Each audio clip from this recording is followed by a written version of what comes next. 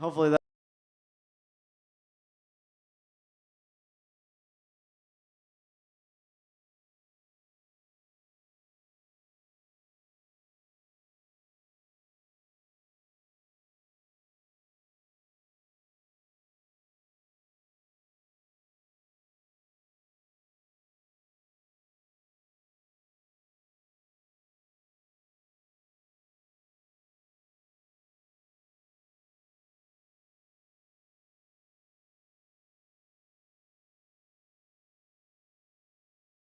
Welcome. Episode 5 total, technically episode 2 as the Hair of the Dog Show, formerly known as the Kite High Show, on Wake and Bake Brunch Sunday At Six Springs Tavern. at Six Springs Tavern in Richardson, Texas. Is that an overwhelming amount of information yet? Did we get it all? I think so. All right. Well, do you want to stick with tradition, and even though we changed the name, still just play the same old opening tune that we always play? Theme song. All right, here we go. Oh, well, a two. Oh, 1, 2, 3, 4. I just want to get high and sing my songs. I hope someone out there will sing along. Y'all can dance or you can fight, cuss and drink all damn night, but I just want to get high and sing my song.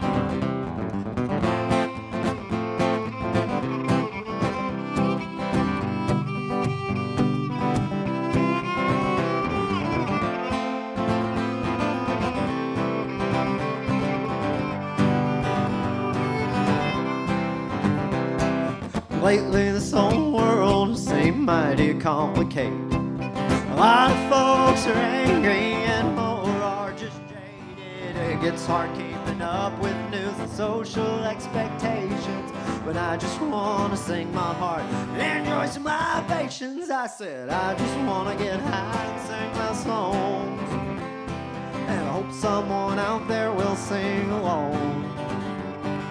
Y'all can dance or you can fight, cuss and drink all damn night, but I just want to get high and sing my song.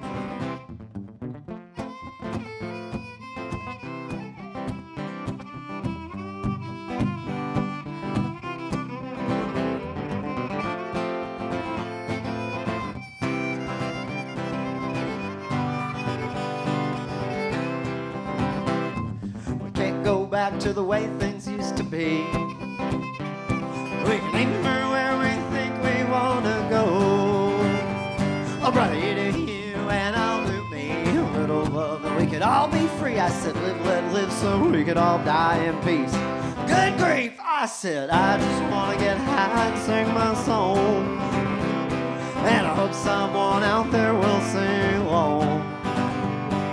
Y'all can dance or you can fight, cuss and drink all damn night, but I just want to get high and sing my song. One more time. Say, I just want to get high and sing my song. And I hope someone out there will sing along. Y'all can dance or you can fight, cuss and drink all goddamn night, but I just want to get high and sing my song.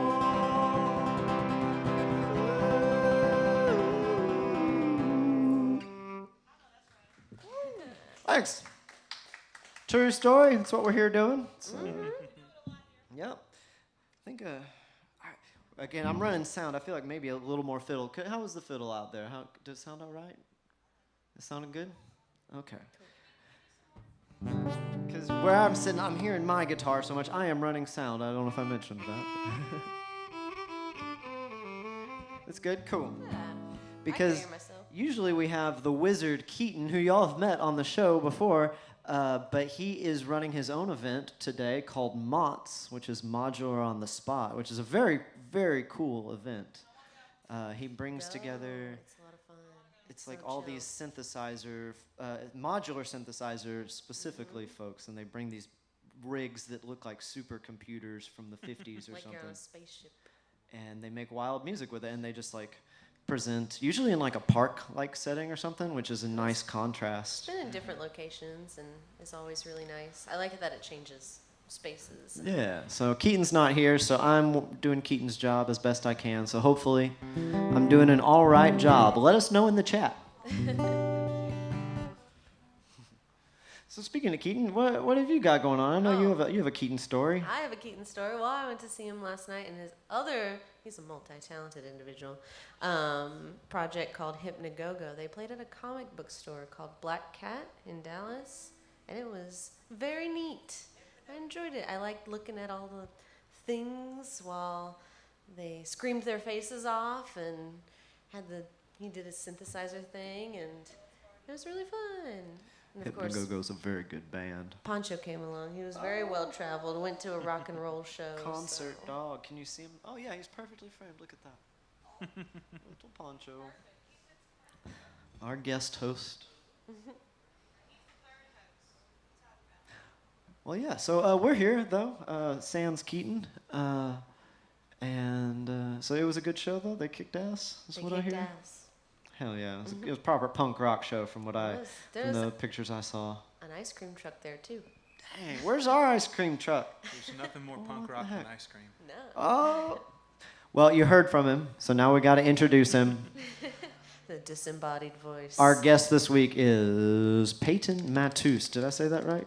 Matus, it doesn't really Matus? matter. I've heard a lot of really strange pronunciations. Word. What's your favorite mispronunciation that you've heard?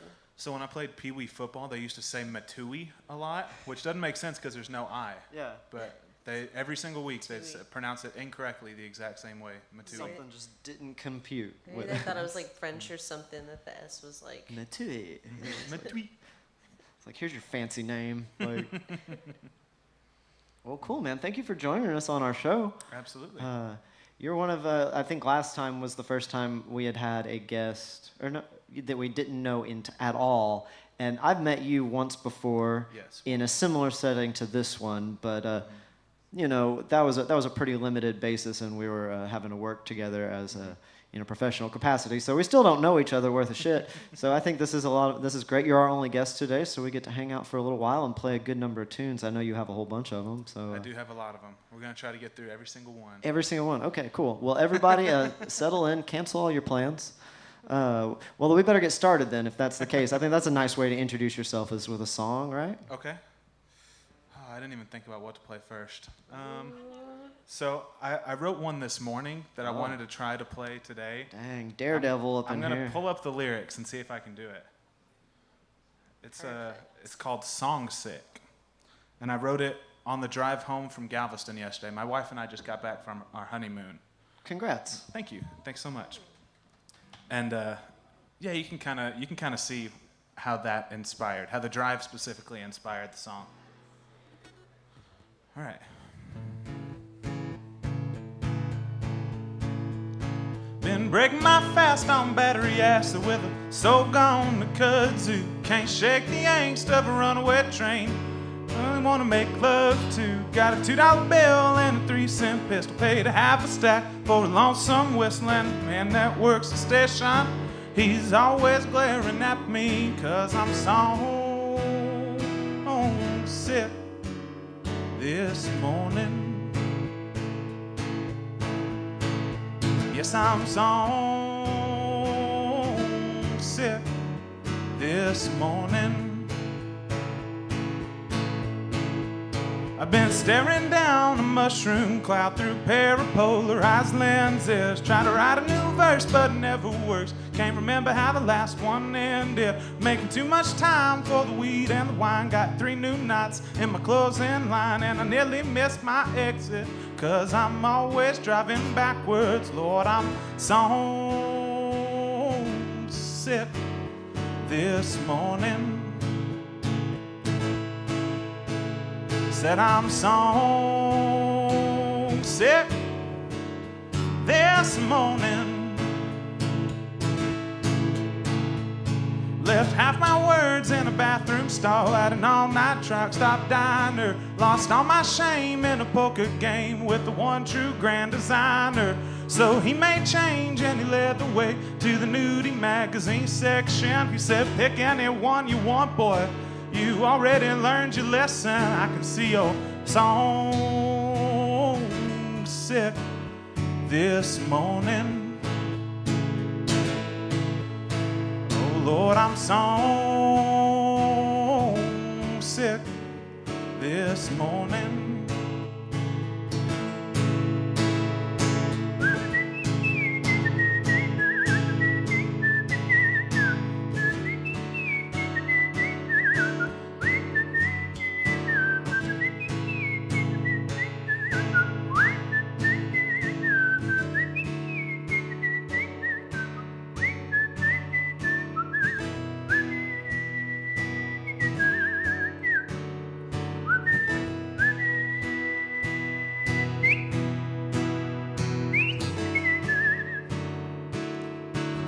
Tell I haven't practiced that last part a ton yet. Lord, I'm so sick this morning.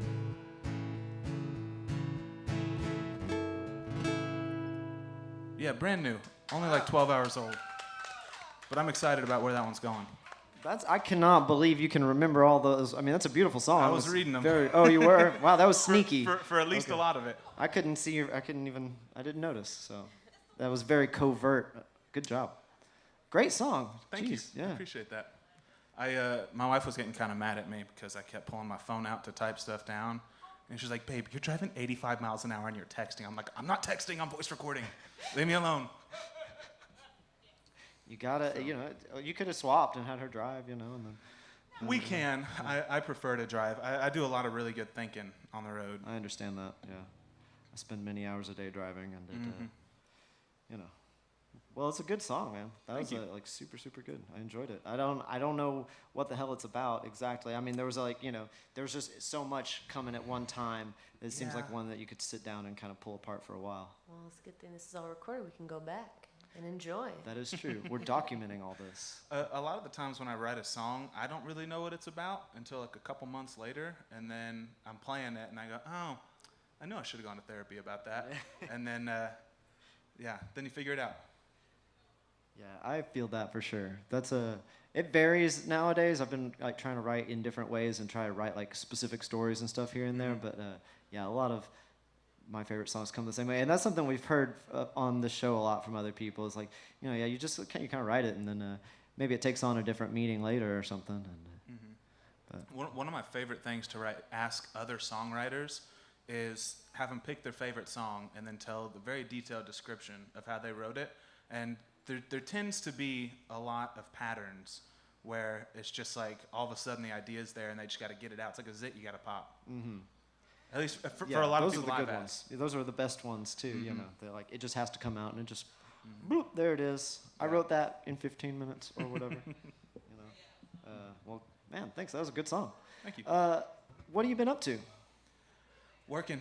I am gonna be in school in a master's program in about a month doing speech language pathology, and so this is my last summer before that kicks off pretty hard.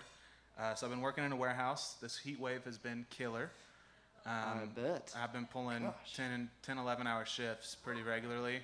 So I've lost 45 pounds this summer, so that's cool. Well, there you go. Not the good way. Not the good way. It's because I don't have time to eat and I work too hard. You know, whatever gets you there, I guess. Do what you got to do. Yeah, because it's not the best way to like accumulate resources either. I mean, you're putting your body, you're like, I have this resource, and it has a certain amount that it can give, and you're wringing it out. If you have a reason for doing that, sometimes that's what it takes. Mm-hmm. Yeah, I'm not working in a warehouse currently, but I have done a summer shift in an unair-conditioned warehouse, and that sucked, man. That's just hard-ass work. It just drains you. It's so hard to have any energy for anything like after that. And I commend you for... The shift time ain't great either. If it were up to me, we'd start at like 5 a.m., be done before the peak temperature of the day, but nope, we got to start at 9, work till we're done. It's already pretty hot by then. Oh, yeah. What have you been doing musically? Have you been playing out a lot? I play probably once or twice a month. I don't do a ton of shows. I've been doing a good bit of writing. It's picked back up. So I used to live in Philadelphia when I was doing my undergraduate, and I was right peak COVID, and so I'd have 10 hours a day that I could sit and play music. and I got really comfortable in that space. I would sit on my porch and write, and I'm just starting to get back in sort of that same headspace with the house we're living in now. So I'm unlocking my writing potential again, which is cool. How long has that taken? How long ago did you relocate? So I guess you said that was around COVID, but I guess I don't know how long that. yeah, period so that you were I in that writing graduated space. from undergrad in May of 2021, and then my wife and I, we'd been dating for a couple months. She decided to come back to Texas with me. She's originally from up there, DC area, and she had a bunch of friends and family moved to Dallas all around the same time. Just it all kind of happened at once. So she was cool moving across the country with a guy that she'd only known for a couple of months, and we're married now, so things work out.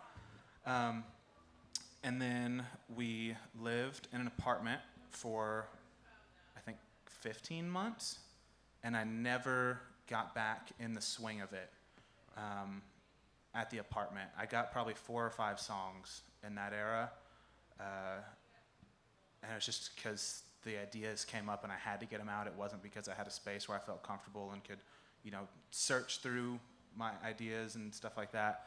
And then we've lived in this house since, I think October was when we moved in.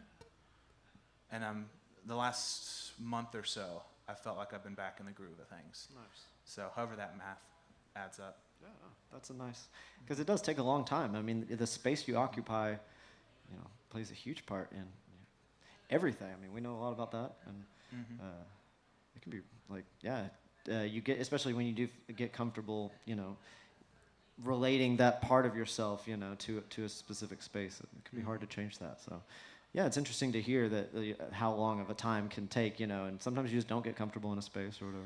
Yeah, while we were at the apartment, I got real stressed out about it, thinking that I might not ever get back into that sort of zone.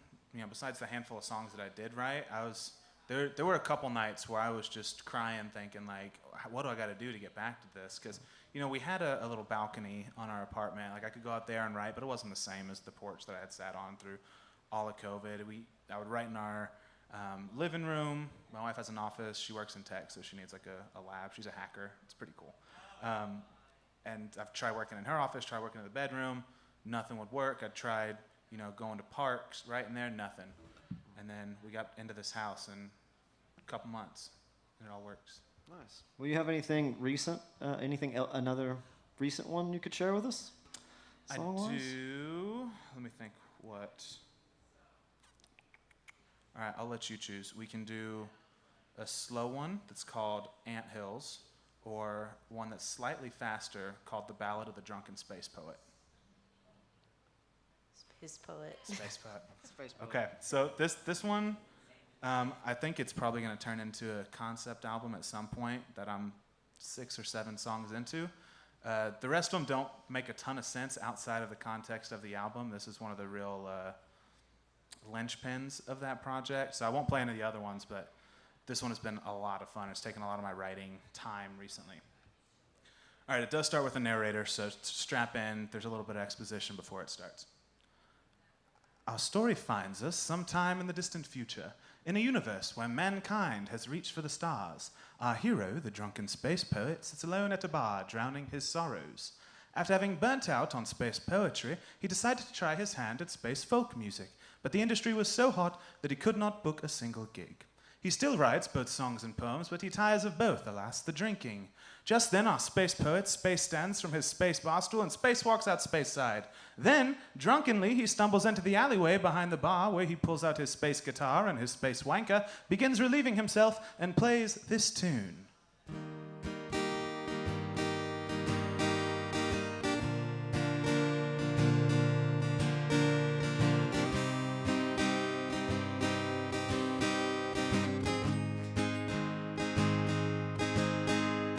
Sometimes I sit and I wonder, and I hate how all of my songs, they have the same 4 chords. And I do truly believe that I might write a little better when I don't have to sing along with the score. Oh, but poetry, it only sells to preteens and daydreams, and I ain't even sure how much of that I've got left. And so I sold my soul for the 15th time, but this time I'm gonna buy me a brand new chest, and in that chest will be a heart, and it'll burn with a fever, and it'll go with my jealous mind. And I swore up and down, hell, I still can't believe her.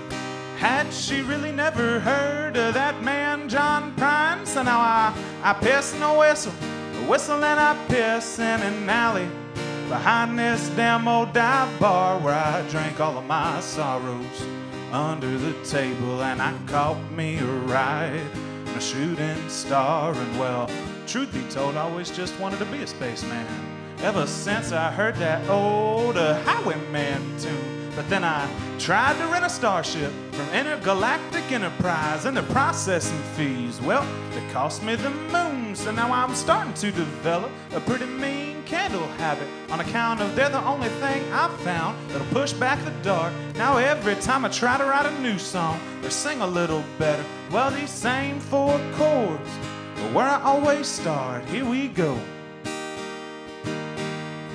Same 4 chords. Oh, whoa. It's just C, G, A minor, F with different capos. And the very worst part of every intergalactic escapade is a coming down every single time. And so I spread my wings and I pretend that they're arms, and most of the time, well, I do truly believe that I am flying. Oh, but falling and flying, you know, they were once twin sisters, and I had managed to piss them both off. So I know the shots don't miss. Since then I have been on the lam. Yes, sir, I have been on the run till my feet fell off, 'cause I danced on the sun.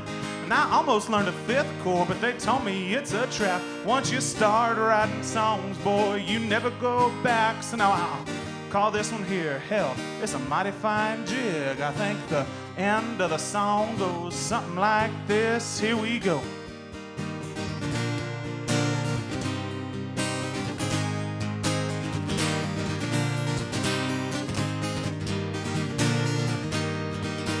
Sometimes I sit and I wonder and I hate how all my songs have the same chords. Yeah.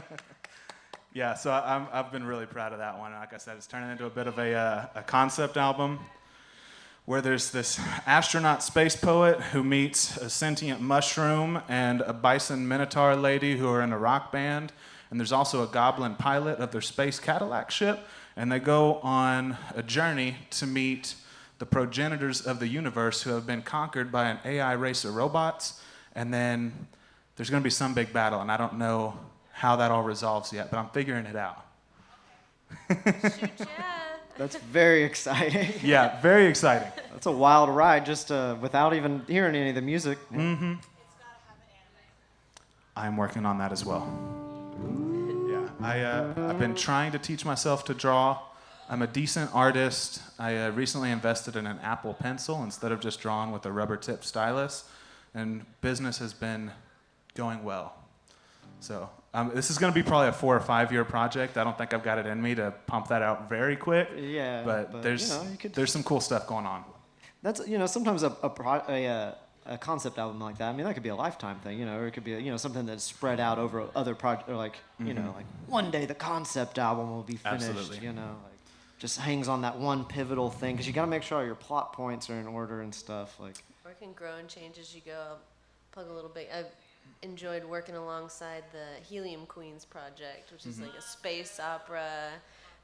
I know, yeah, they're wonderful, but it's grown in like different forms. Like there's like they're a rock band, and then there's like this video story, and then they have an actual opera with theatrics, and That's really cool. And it's just grown and changed, and there's all these different parts, and so yeah, over the course of how long has it been? 8 years, more, 8 to 10 years. So it could be a while, but that's what's fun is watching it grow. That's very cool. Yeah, thank you. well, that was a very cool song, man. Yeah, I'm excited to see the rest of where the rest of the story goes musically. For Very sure. cool. Well, shoot, let's play a little song, perhaps. How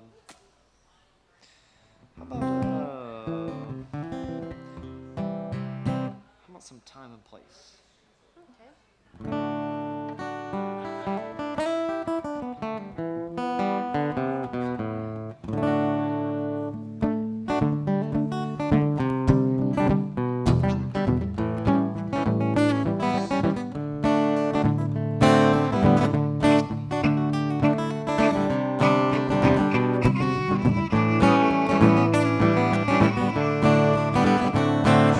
long time coming and a short time waiting. Spent my last $12 on a dream that's fading. Can't remember what it was, but man, I hope it pays.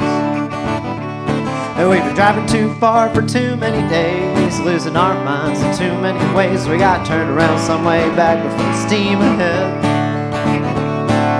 And won't you sit by me for a minute or two? We can let our minds wander with nothing to do. And I'll sit right here as long as you'll have me. And I hope you'll have me.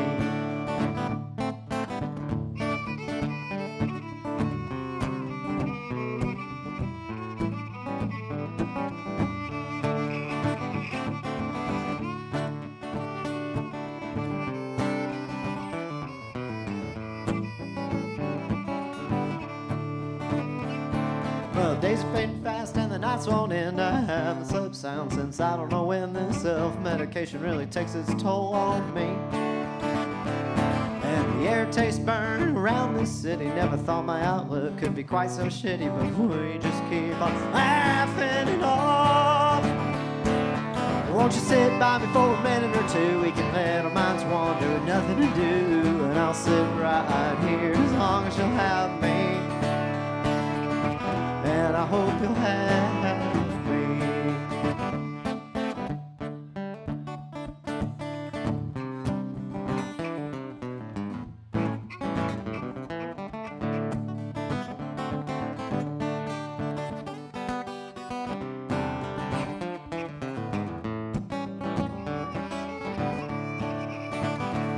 Well, some days I don't know if I'm up or down. I try to sit real still and not make a sound. I want to hear the words the world is singing to me.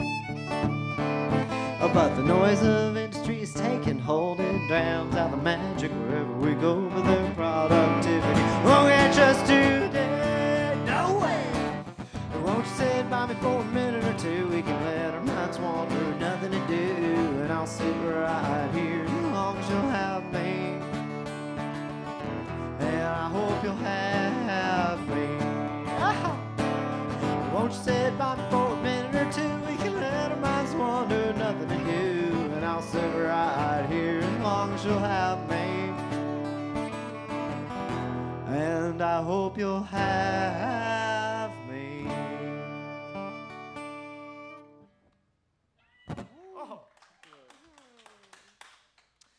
Thanks for having us. Little enjoying the moment song. I think that's what that one's really about, is what I've determined.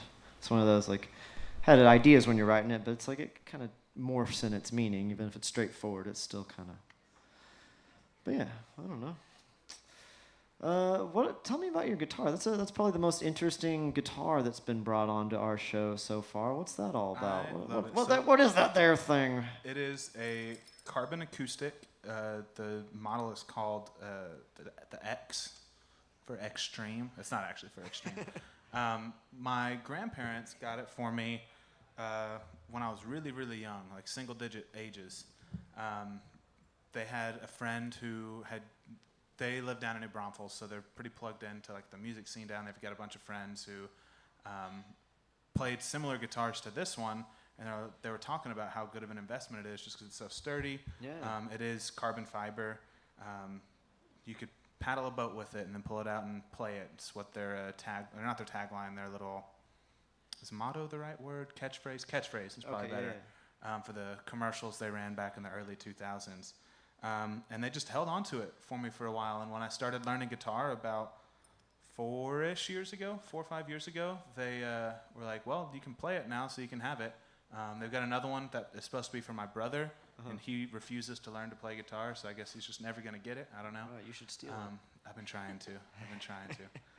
But it's great. It's an amazing guitar. It's got great sound. It does sound amazing, yeah. I mean, because it's very easy to mix. Like it just sounds good. Because it's carbon fiber and there's no wood, like temperature changes don't affect it at all. So you can tune it once and not tune it for another couple of weeks. Wow. I think the last time I tuned this was 3 or 4 weeks ago. Wow, you haven't had to touch the tuners at all? That's amazing. Yeah. I think we saw a video. I think you showed me a video of like someone testing them. I don't know if it was the same brand. I think it might have been like Kloss guitars or something. They've got good ones too.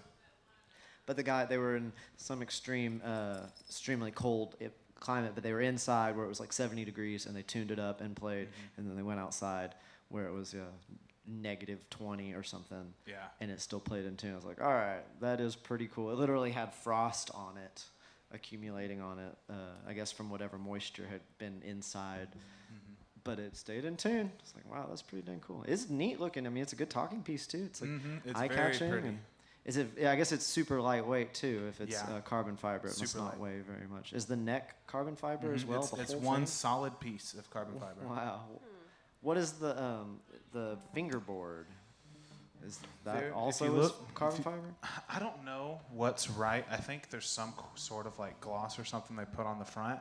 But if you look along, like right here, there's no seam. It's all just carbon fiber. I should probably look into it a little bit more, but I just play it. Yeah. It's very cool, man. Well, you want to give us another song? I can. Speaking of Frost, my sister's been texting me. She's been watching the show, and she wants me to play her favorite one. It's called the Talking Penguin Blues. It's about the first blizzard that I ever experienced, and it happened a couple of weeks after I had met my wife, and I thought it would be a great time during a blizzard to travel across Philadelphia. I lived on the west side, she lived on the northeast side, and I thought it would be a great time to go visit her, and so that's what the song's about. What did that ask? I was going to ask if it was on foot or in a car. Oh, just listen.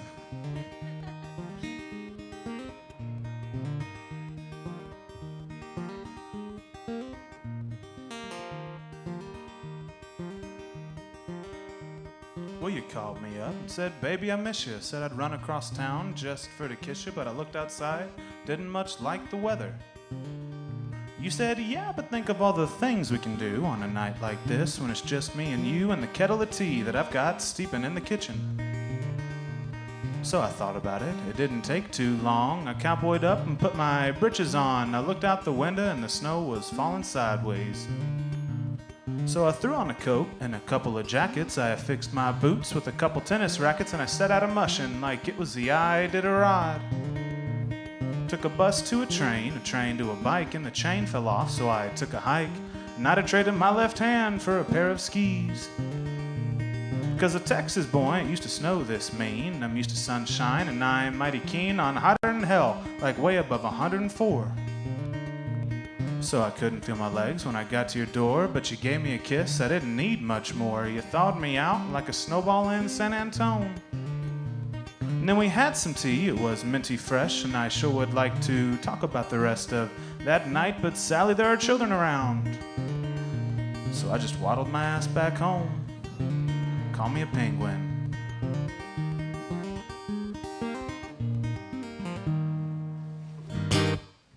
Something like that. Very cute. Did you actually use tennis rackets? Is that true? No, so the actual story is, it's still a good story, but it's not quite as intricate as that. One of my roommates that I lived with 6 other guys in this little townhouse thing, and he had a car. There was only one of us, and we decided, well, the trains are all shut down, the bridges are all closed, definitely not walking through this, so let's try to drive. And we didn't realize until we were about halfway there that the bridges were closed, so we had to circle way out of the way. It ended up taking us about an hour and a half when it normally would have taken us 15 to 20 minutes. And then when we pulled up, he couldn't stop the car. He had tried slowing down in front of her door, and it just kept sliding. And so I had to hop out and run up to her house, grab my stuff out of the car. And so, yeah, it's not quite as involved as the tennis rackets and all that, but it was fairly still harrowing. harrowing. Yeah.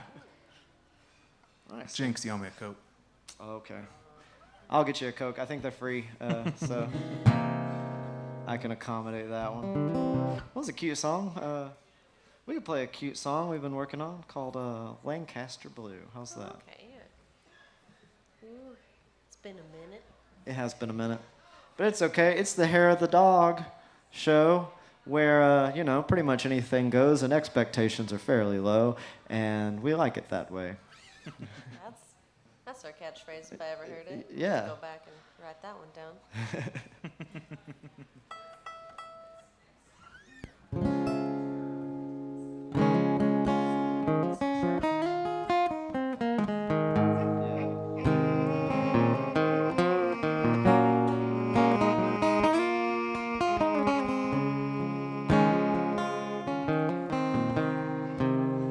slow dancing with you under the Coors Light sign.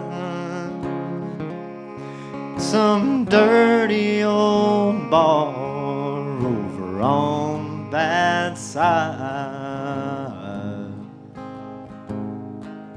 of town, where nobody cares who the hell we are, or what we've been doing, or what we're doing it for, or against all the lies and the tricks of this cruel old world, and its steel and its bricks and all that it holds. So close, but not like me and you, and how we sway together in the Lancaster blue. Lancaster blue, shining on two starry-eyed lovers caught up in each other. The Lancaster blue.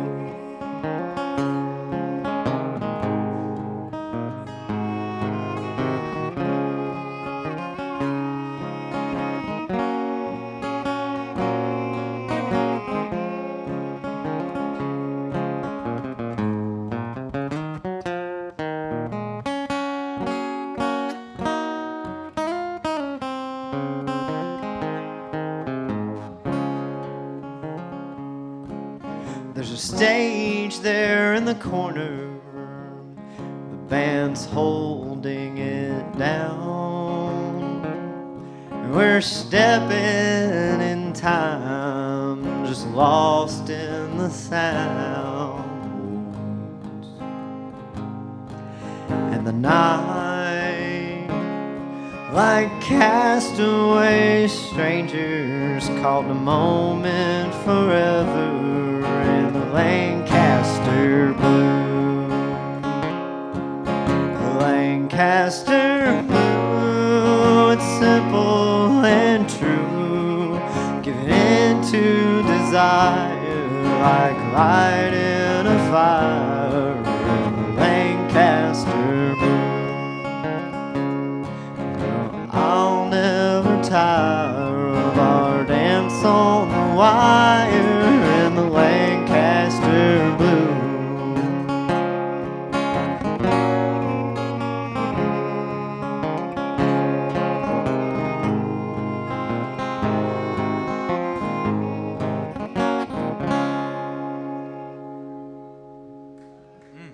That worked out all right.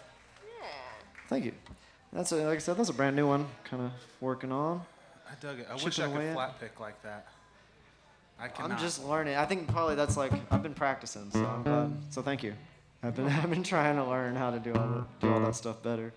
Yeah, I whenever I sit down to actually practice guitar, I'll get through the scales like 2 or 3 times, and then I'm like, fuck that, I want to play music. Like, and then I'll just start writing and singing and stuff. Yeah. I So find it's- playing along to things, playing along like casually to records, which honestly I picked that up from you because that was a big part of your fiddle thing. Like the early parts of your fiddle exploration was just playing along to records. Yeah. And I'm not going to make you sing the same song over and over, so I'll just put on Willie and be like, oh, I can repeat this over and over and just try and play along, figure out what key songs are in. And Yeah, also, playing along to songs, you get the pacing of other songs rather than just sitting with nothing, and then it's like, oh, I'm bored. It's a nice way to like apply theory. Like it does suck to just be like, okay. So valuable. But You know, can just do for that- hours and hours. That sucks. You It's can no do fun. that Like, over a song, on top yeah, of a yeah. song. It makes it a lot more entertaining, And then and you're you listening to a figure out song. like practical ways to apply it. And I think that's been helpful for me. And then I guess the thing about the flat picking that I guess was kind of the aha moment which I had the aha moment about it like forever ago, and it's taken me this long to get any good at it still. But, you know, I was always wanted to play up higher on the neck, you know, and play lead in that way. But then to learn that you can just play lead around your basic chord shapes by just incorporating little hammer-ons or just little things like adjacent notes all within this 3 to 4 fret thing, and then you just apply that if you're following along on a song. Okay, so I'm doing these chords, but I could go. I can't do it now because I'm Put you on the spot.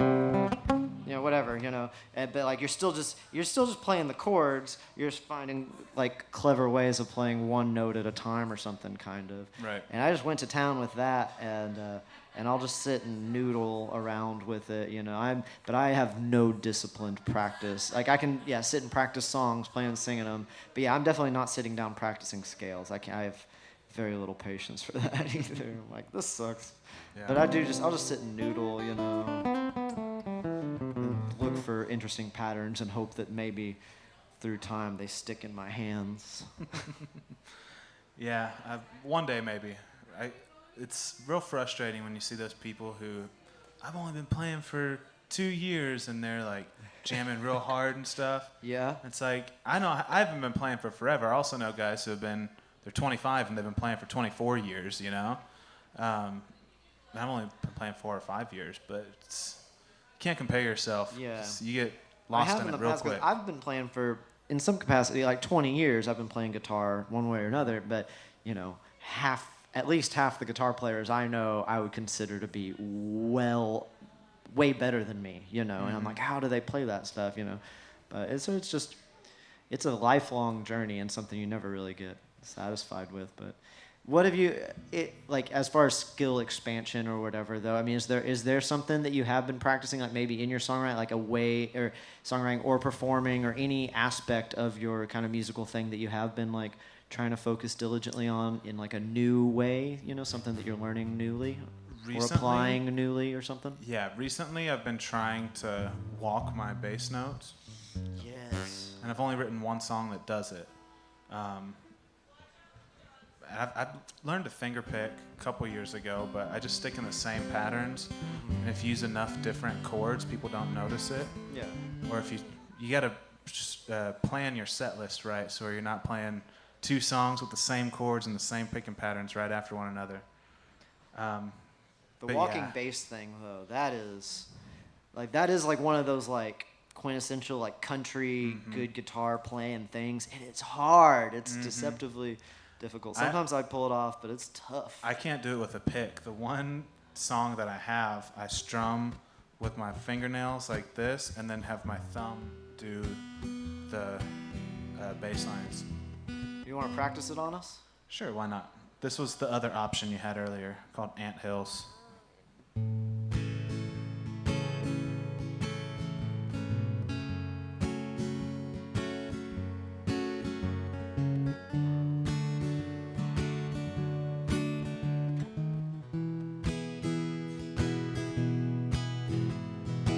These days I spend most all my time with the ants in my backyard. For they are my chosen people. I am their God. When I hear their prayers and they've been acting right, I leave a gummy bear on my porch at night. How I hate to see them overdose on all those microplastics. Their prophets call it justice, I call it disaster.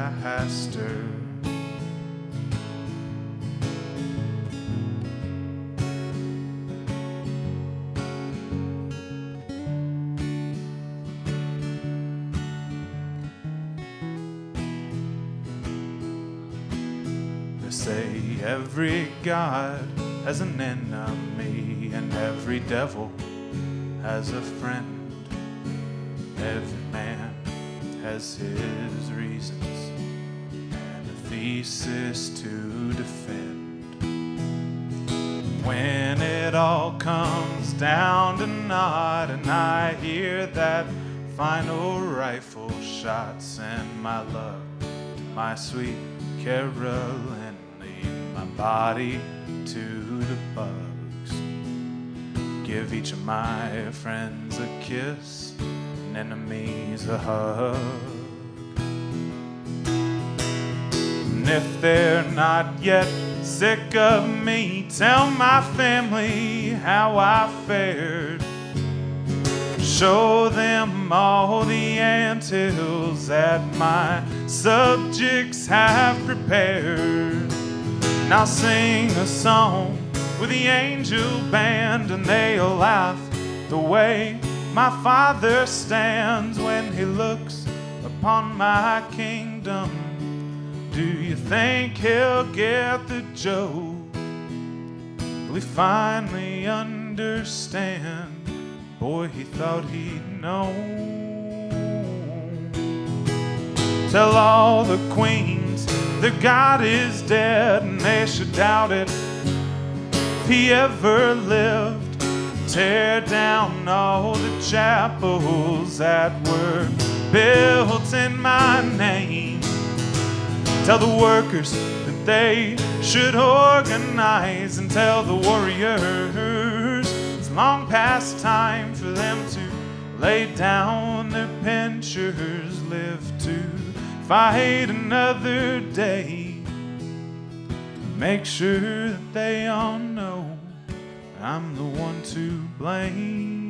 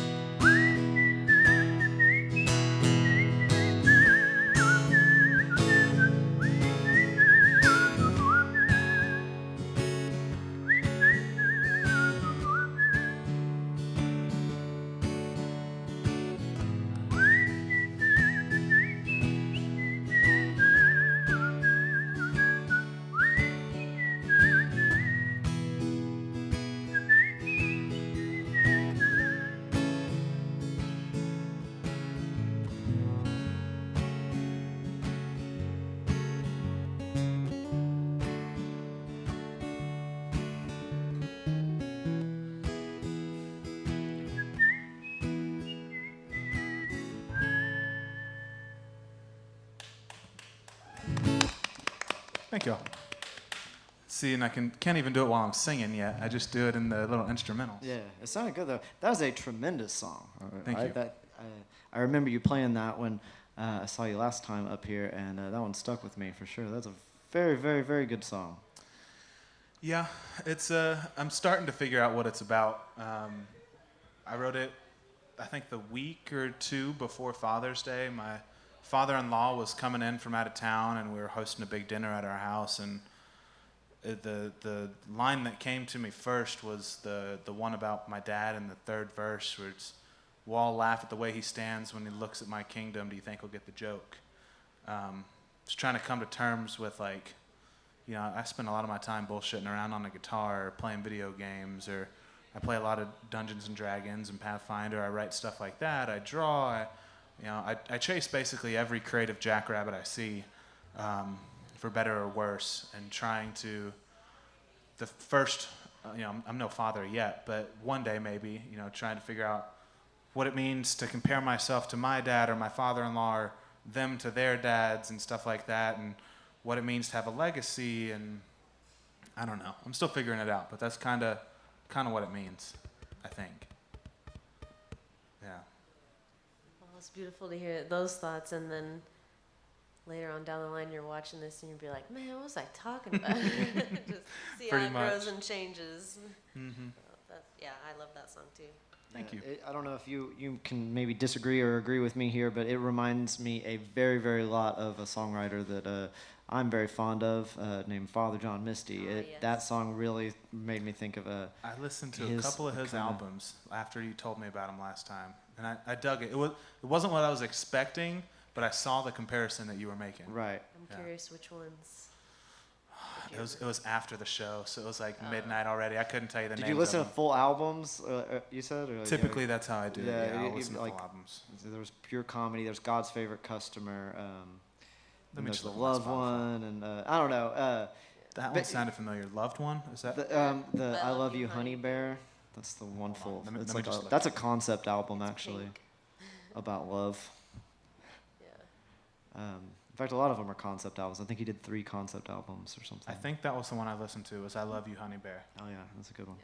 Well, yeah, that song definitely makes me kind of think. But it's just a beautiful song, and yeah, your explanation of that too definitely adds context. I mean, talking about I got the legacy thing and the being like a godlike figure to these ants or whatever, and bestowing on them some gifts, and Yeah. and then and then returning to once you die, they'll eat you too, or whatever, and. I don't know. That's a beautiful song, man. That's Thank you. another one. Like I think your songs are songs that really you could sit down and some real meat and potatoes there. You can Yeah. plenty to chew on Yeah. and digest. I don't take the songwriter's responsibility lightly. I feel like as songwriters, really as any type of artist, it's our responsibility to sort of distill the truths that are too big to understand into bite-sized pieces. Yeah. And that was one that I felt like I got a handle on, at least a little bit. I think that's a really nice sentiment too. Yeah. Well said. Thanks. I've thought about that a lot, and about the bearing witness to things, or taking the time to understand things that are difficult, or stomach things that are difficult to stomach, and then put them into art that people can digest or maybe understand a small part of or something. And yeah, that is. But yeah, that's a beautiful sentiment all the way around, especially the responsibility of the artist. I mean, I'm sure that you can make an argument about whether there's any responsibility for anything, but Fair point. But to think of it that way is I think that's a really nice way to make good stuff, and make it so that you're going to be proud of it later. And especially you're talking about leaving a legacy. I mean, crafting really beautiful art, that you put your everything into. So that's Yeah. And I mean, I've definitely written really shitty songs too that were that's 2 part of the chords process, and and didn't mean anything, that were about like a party I went to or something, and those are fine too, but they're not the ones that I'm more interested in. word. Yeah. Let's see. How about let's play a song Okay. if you're down. Yeah. We can keep trying new ones, working on some new stuff. We could do our Galveston song. You talked about Galveston earlier, Yes. and talked about walking bass lines. So I think that's a twofer that we should do this song. Also, brand spanking new. There we go. See, y'all were on vacation there, and I hope it was a lovely and wonderful time, as I imagine. It was. Good. Yeah. This is a different tale entirely. We went on a ghost tour, which is probably the coolest part. Oh yeah. Yeah. We can talk about it after you play the song. Okay, sure. I was gonna say either or, all right, so this is called Any Old Night in Galveston. Gone man and jump into the ocean. I ain't gonna swim out after you. I was brought here under false pretenses. Right now I don't give a damn what you do.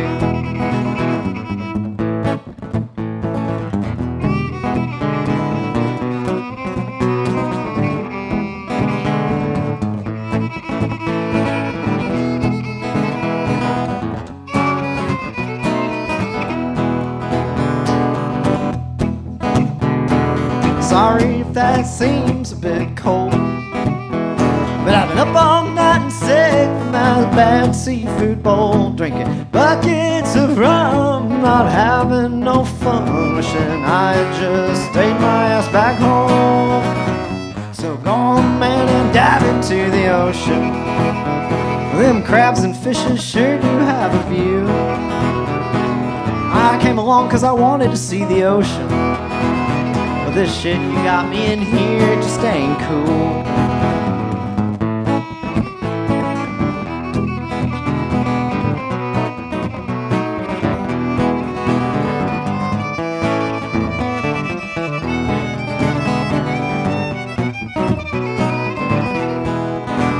Well, these coastal Texas towns do have their charms.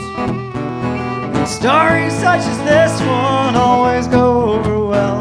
Between the threat of being drowned, run over, or stabbed, well, I could just as soon see you in hell. So come in and dive into the ocean.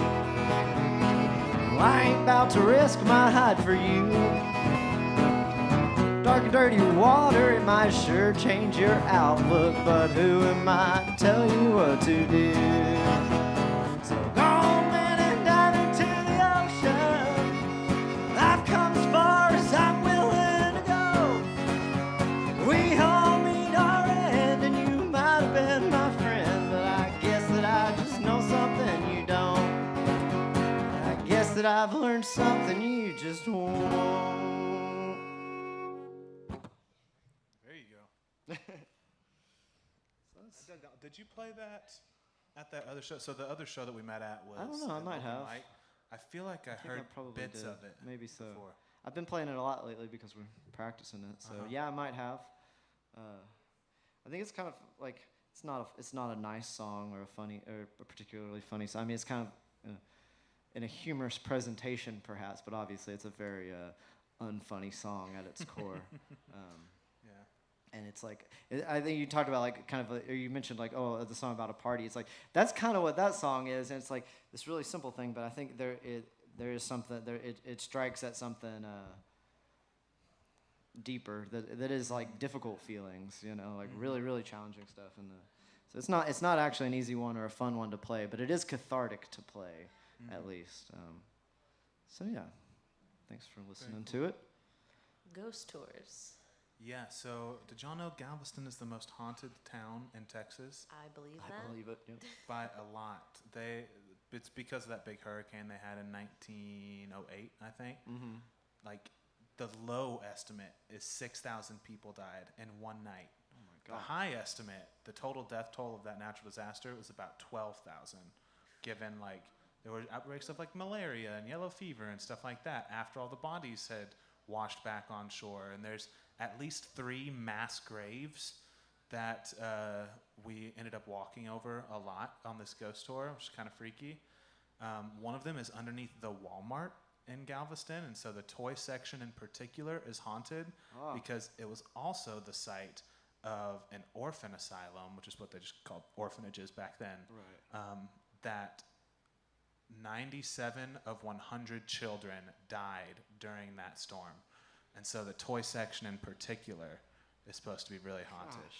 We did not experience any ghosts, but we were told a lot of really cool stories. There's also apparently a mummy and a portal to hell on the island, but we didn't investigate those a lot. I think. Yeah, this all sounds like the Galveston I know.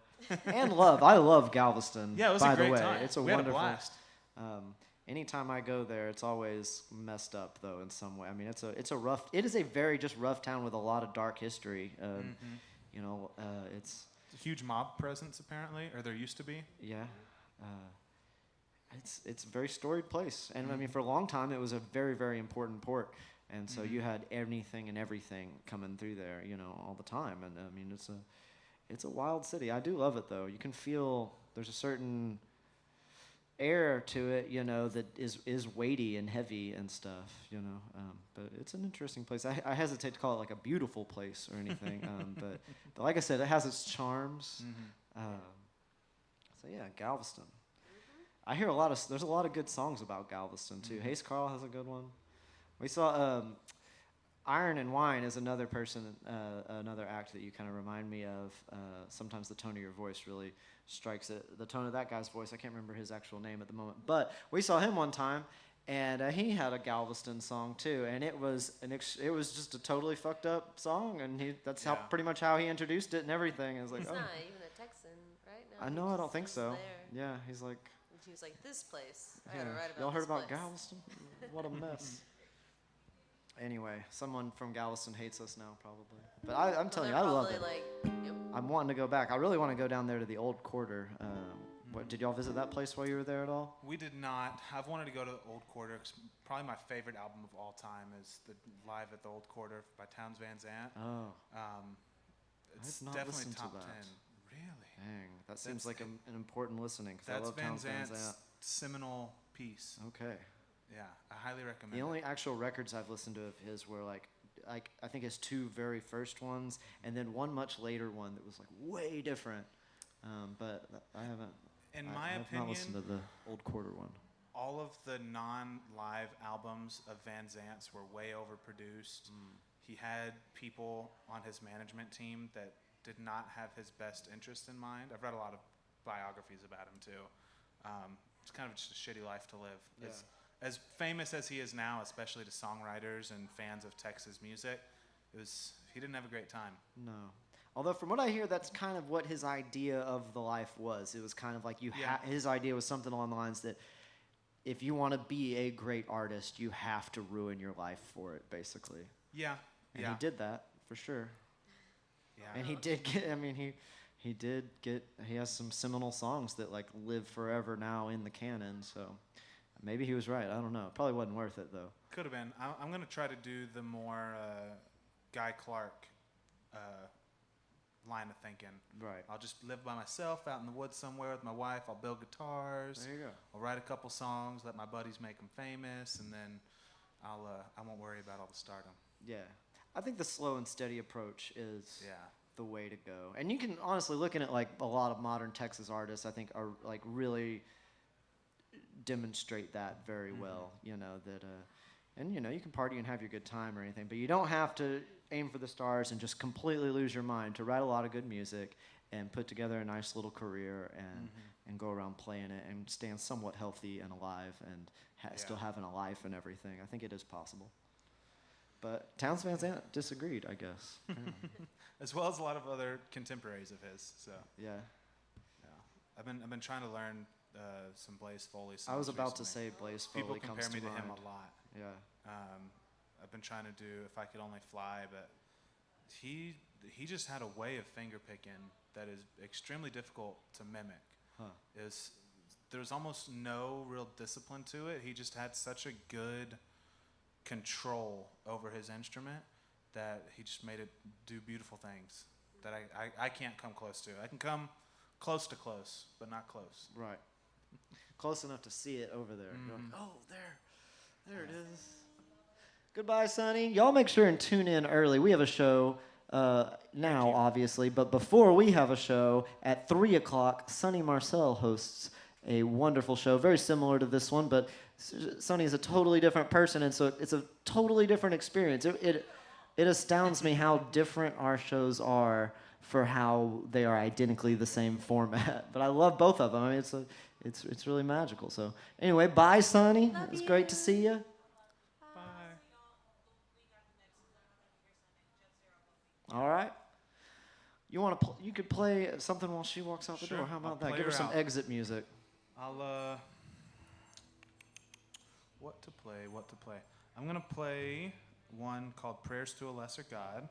It is, in my opinion, the most beautiful love song I've ever written. And it's definitely one of those that it took me a while to really figure it out. I can't remember if it was my birthday or our anniversary or something, but I had like come home from work that day and she had prepared this extravagant evening where she cooked dinner, we had wine, and it was just beautiful in a way that I was not used to being loved. And it struck me really, really hard how that was just a part of my life that I'd never experienced or never, felt. And so eventually I was like, babe, I love you. Tonight was amazing. I need to be alone for a little bit. And I grabbed my guitar. It's one of those few songs that I wrote in that apartment.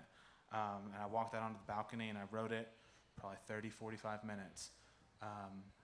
And it ended up being one of my favorite songs I've ever written. So.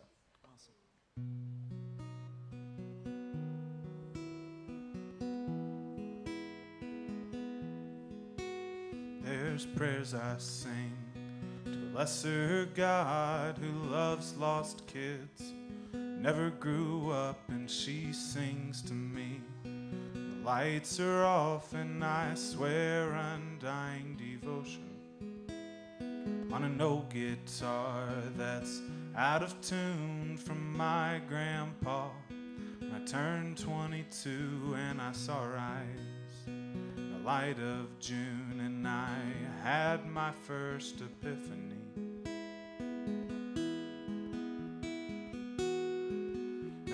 these prayers I sing to a lesser God, they sound like jazz, the oven on, baptized in a slow dance song, right after a bottle of Chardonnay.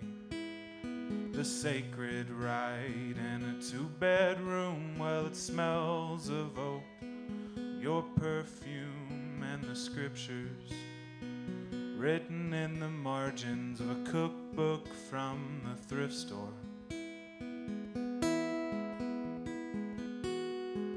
Now these prayers I sing to a lesser God, she sings back to me, left in awe that the most divine would harmonize the likes of such a sinner. As the congregations bowed their heads and prayed like transcendentalists, I turned my eyes up to the skies and the heavens stood wide open. Swore undying devotion, swore undying devotion.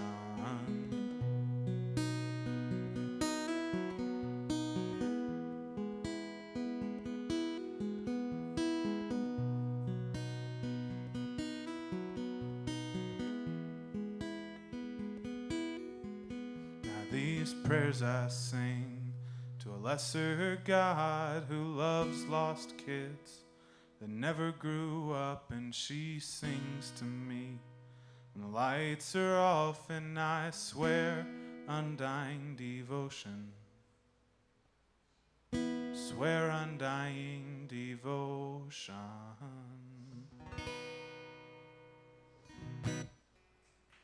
Something like that. That was really pretty. Wow.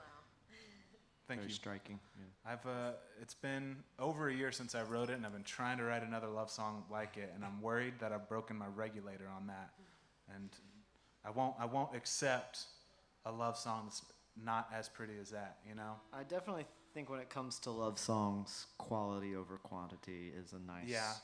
Well, thing the to have. first When you say it really well, you don't, like, it's better to have the reason to say it than to feel like you're like should be saying it or whatever in a song. I think which Agreed. I hear in a lot of music. I'm like, this is technically a love song, but this sounds like a made up character or something, Yeah. Whereas I could tell that's nothing about that was made up, like. And I'm sure you'll come upon like another moment of your life, and it could be a different kind of love, or just it. Mm-hmm. Then you'll have to be like, hold on a second, I need 30 minutes to. Yeah. Just Yeah, the problem also is that when we first started dating, I fall in love pretty hard and pretty fast, and so I wrote her a lot right at the beginning, and a lot of them I'm still very proud of, and they're good music, but once I got to that, I was like, all right, we're switching to quality over quantity now, and I gotta just be patient. Well, it was a very, very good one. Great song, man. You're a very, very good songwriter. I like your songs a lot. Thank you. I relate to them, and they remind me a lot of songwriters that I love. You want to talk a little bit more about? I know we have a couple other like shared influences or people that I compared you to that you're like, oh yeah, awesome. So any other like any more influence discussion? You mentioned Guy Clark too. Mm-hmm. I know all the Texas guys, but Like I said, I hadn't been playing music for all that long before I started writing music, which I think in some ways may limit the. When was that, by the way? How long have you been writing music? So I bought I bought a little like kids guitar off of Amazon for like $65. It was blue and about 2/3 of the size of this guitar, and that was in April of 2019. So that would be, I guess, less than 5 years ago, huh? Yeah, that makes sense. And then about a year after that, or maybe a little bit less than a year, I started writing. But I've always kind of considered myself an artist. I played football for a while. I was a D1 offensive lineman back in the day, and so I wasn't really able to fully investigate that part of myself. Occasionally, I'd write a decent poem or two for English class. The girl I dated through high school, she was like the art teacher and the English teacher's best friends, and so I kind of let her have that and never really I never really explored that part of myself too much. But when I stopped playing football and I ended up having a lot of extra time on my hands, I was going through a lot. I had a really bad concussion. My mental health was like in the shitter. It was bad for a while. And I used art as a way, music specifically, as a way to sort of find my way out of that. And then I was really able to fully be my true self, or I don't know how to say it, but I could start exploring that part of myself a little bit more. So it hasn't been all that long. I don't want to sound cocky, but I do think that I've come a really long way in a short amount of time as far as songwriting goes. Yeah. I even really wasn't a big fan of music for all that long before I started playing it. Growing up, I went to a Catholic school. We only really listened to like contemporary Christian music, and there's not a lot of great music in that genre. One of the things that led me away from that was just how bad the music was, you know?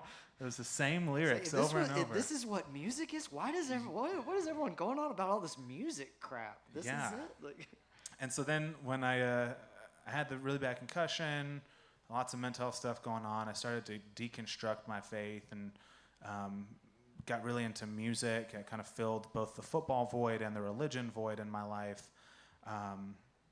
Got really into sort of like the stereotypical Texas bands, like the Randy Rogers, the Pat Greens. A real big fan of the Wilder Blue. oh yeah. Zane Williams is one of my big songwriting influences, I think. And then after that, I started going a little bit further back in the Texas canon, fell in love with Townes Van Zandt, the Guy Clarks, the Doc Watson, listened to a lot of their stuff for a while, then moved back closer to, you know, more recent history. Brent Cobb, I'm a big fan of his, huge fan of Sturgill Simpson, Tyler Childers. I like to think that I found them right before they took off, but I'm sure I found them as they were taking off. I think probably same. Yeah. And I still listen to their stuff often. Sound and Fury is probably one of the biggest influences on my whole idea with the Space Poet album. Yeah. God, I love that movie. It's so we haven't watched the movie. I do like the album. But we have not watched it. Sturgill Simpson has his song or his album Sound and Fury has an accompanying anime that he produced. I think I love the album. I actually just listened to it on our way to Galveston. I made my wife listen to it. And I listen probably once every month or two, and I'd say it's 7.5, 8 out of 10, the album. But when you combine it with the visuals, it goes to a 10 out of 10, easily. Yeah. We need to have that on our list. For sure. It is on the list, but we need to. Yeah. I've been wanting to move it check up the list. Yeah. I did listen to that album actually.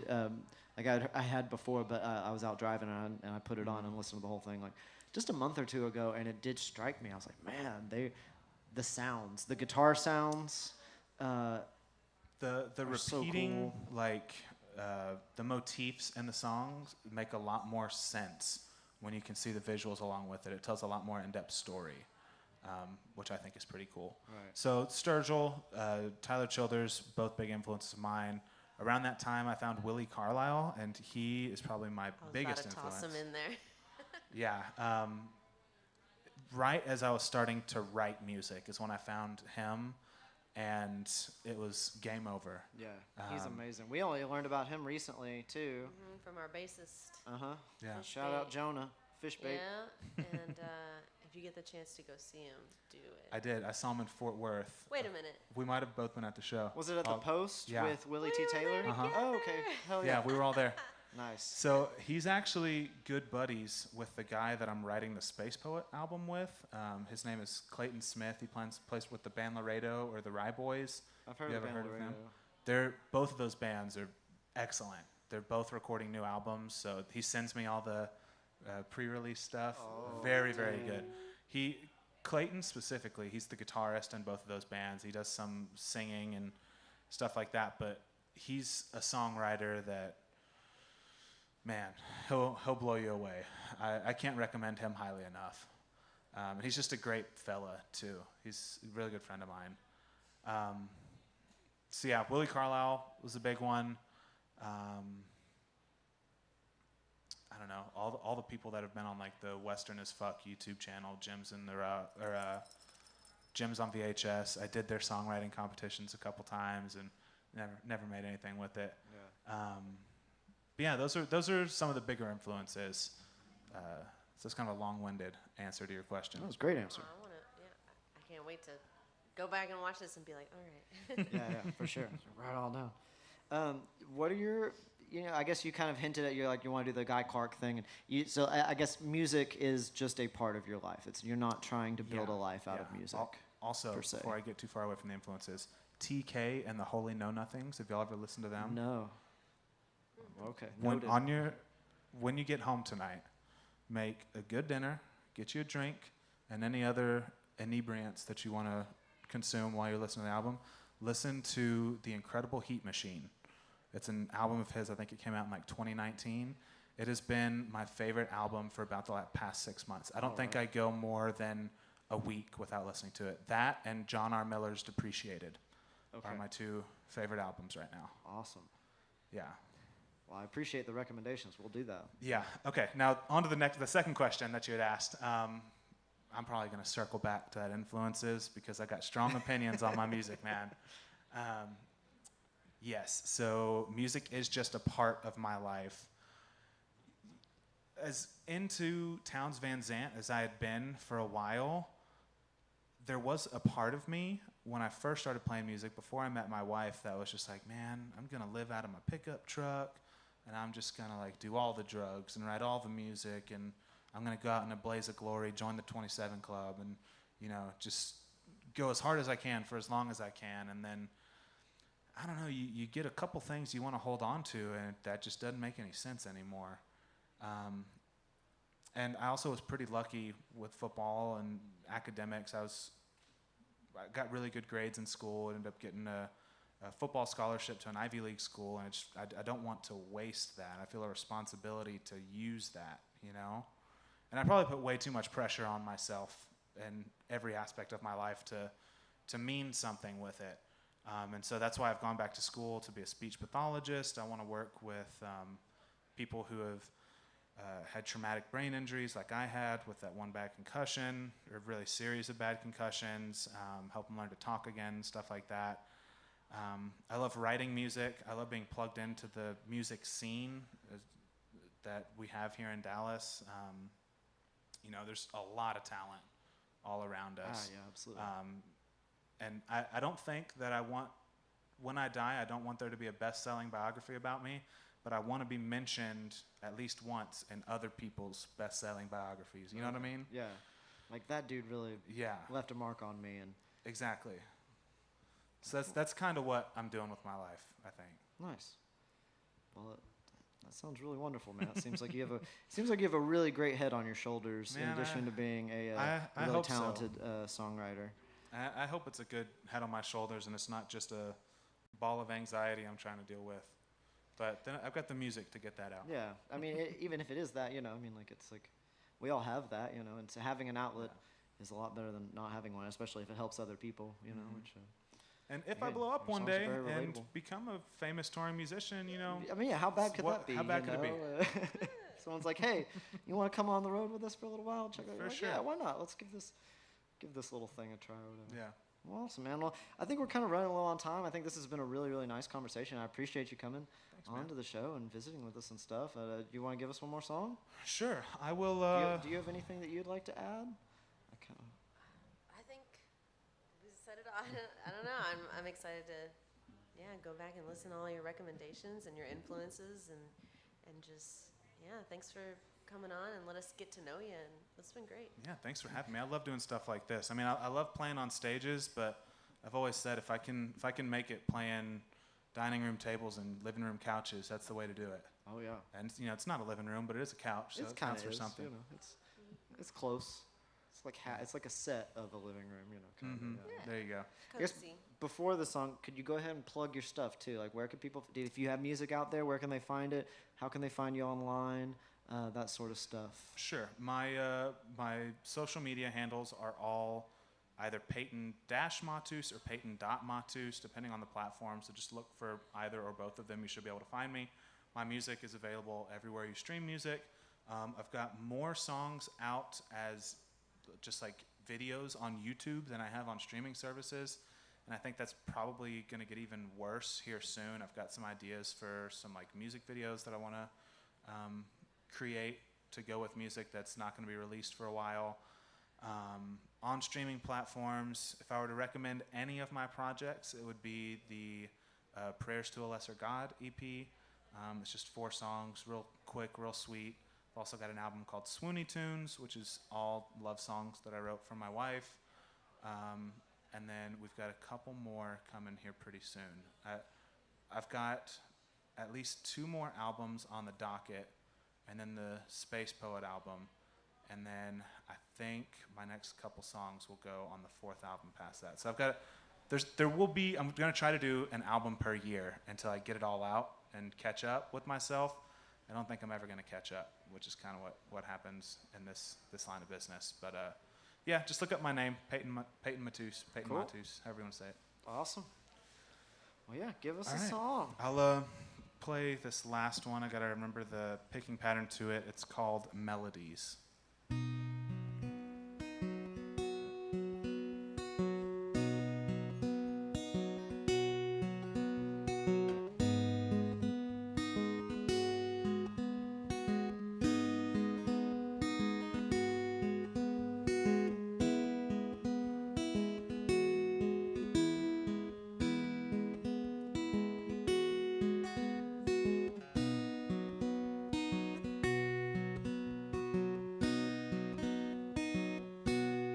Won't you speak to me in melody so I can understand?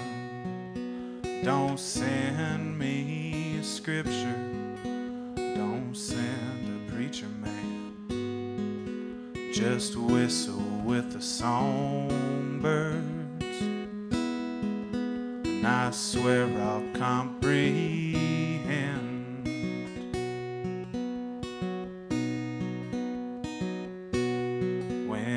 It's early in the morning, and I hear a sweet old sound that's softer than the silence, lower than the ground. I'll know it's you calling on the whisper in the wind.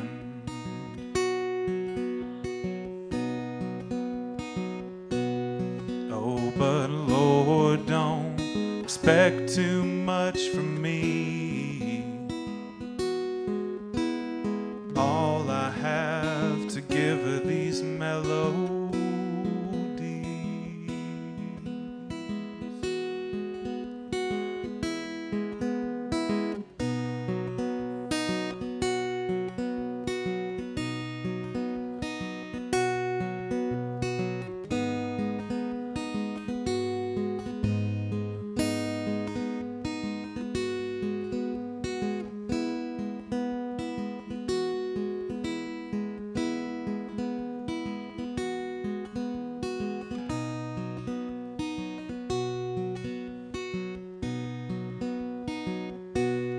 Won't you speak to me in melodies so I can understand?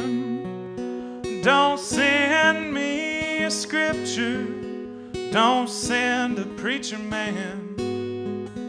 Just whistle with the songbirds, and I swear I'll comprehend.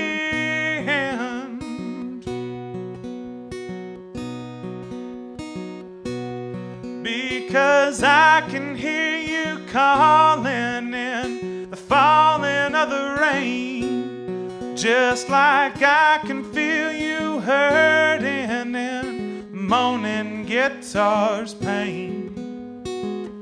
Never seen you in a pulpit, every night you're on the stage.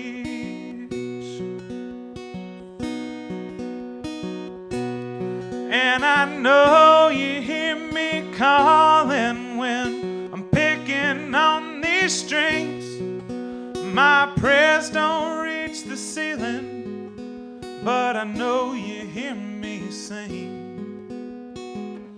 Won't you sing it back to me on a broken melody?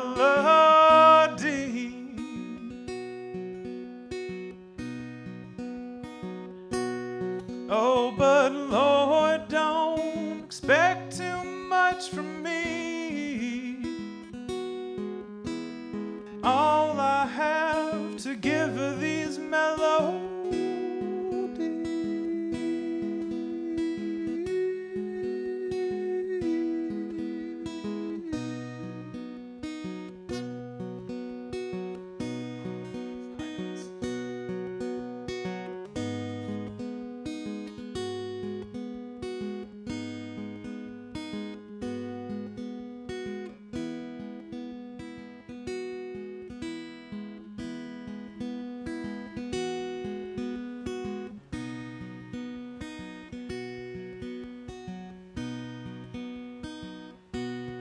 Won't you speak to me in melodies so I can understand? There you go. Thank you. Beautiful.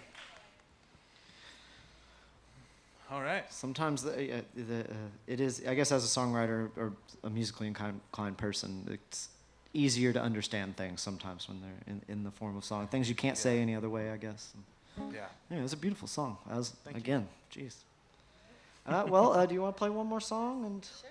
close this thing out? That's another one. Episode 5. Thank you again for being part of Thank you episode all for 5. having me. I had a blast. The Hair of the Dog. Did you have anything you'd like to play in particular?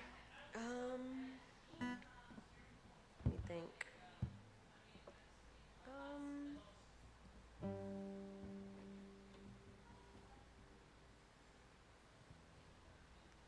River City comes to mind.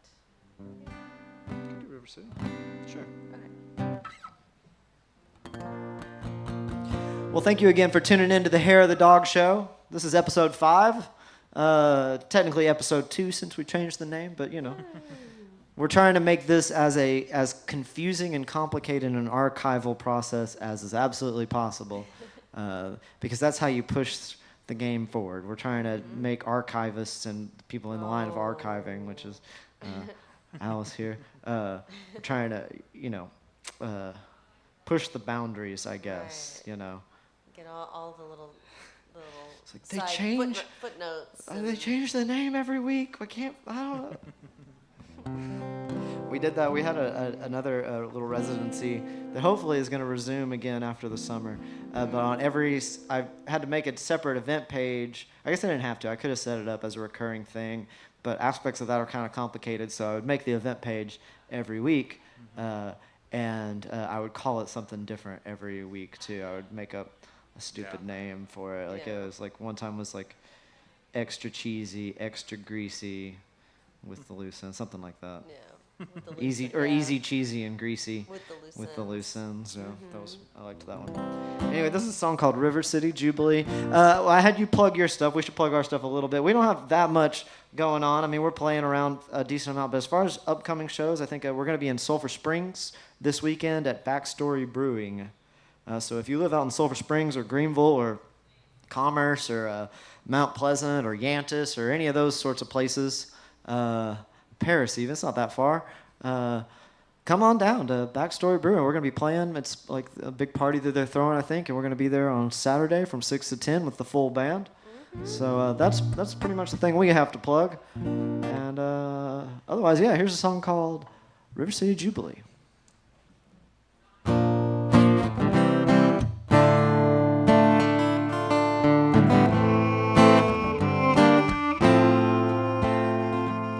Well, I'm broke down, stoned, and drunk in Kansas City,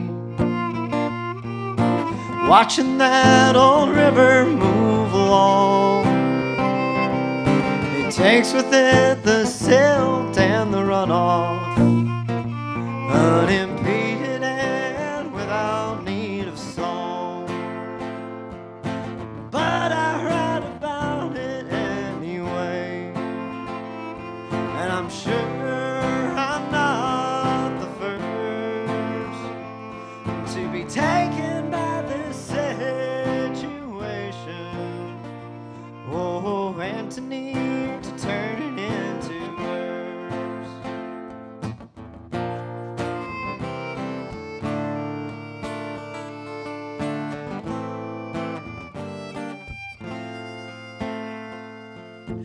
Kindred spirits are us penmen, with the gamblers buying their lives from an unstoppable force that just keeps on turning. It's churning, swirling, moving all day and night. So flow along, old river, in the well-worn words of the past. These words that ring true now as ever. Oh, words to help make good times last.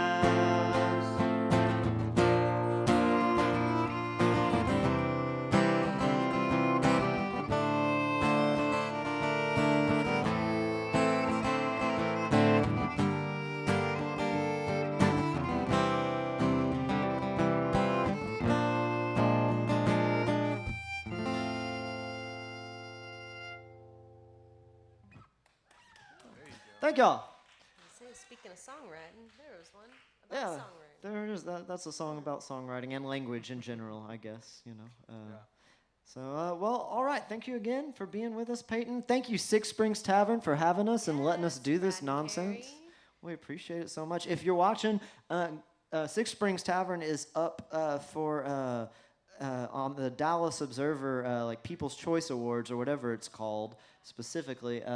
Six Springs is nominated for Best Venue Under 500. So get on there onto their website if you could. You could do it right now. You can pull out your phone and go to the Observer website and find the little People's Choice thing and scroll down to Nightlife and find Best Venue Under 500 and vote for Six Springs Tavern, because it's certainly the truth. And if you haven't been to Six Springs Tavern or it's been a while, make sure you come out. They have a great brunch menu on Sundays when we're doing this. We'll be here. And during the week, they have happy hour stuff going all week now. And I think you can fill in the name on other categories too. that's right. You can nominate them for things like Best Brunch and Best Food and things like that. So you can find brunch on because they have a ton of categories on there, and so you can scroll it through food and brunch, and you can write them in on anything that you think that they're deserving of, which is a lot of things because they're a great venue. So thanks again for being here. Thank y'all for having us. We'll see you next week. I know we have, who do we have scheduled next week? We could usually we don't know, so we don't announce it, but I think we might know. actually no, I don't have anyone written down. We don't know. We're gonna have a very special guest next week. I'm certain of that. And but we'll be back here, and make sure you go and check out Peyton's music online and follow him. And man, good luck in all your ventures and in you're pursuing your master's degree. Yes, right, sir. correct. Yep. Good luck with that. That's very, very We cool. start classes in 3 weeks. Awesome. so Well, enjoy the rest of the summer too. I'm gonna try to. You know, make sure you're relishing that heat. You know, you're like, I'm not gonna be stuck in this hot warehouse again for a long time, if ever. So I better appreciate it now. There you go. That's a great way to look at it. You can finish the sentence. Yeah. All right. Well, y'all be safe, be good to each other. Have a good one. We'll see you next time. So long.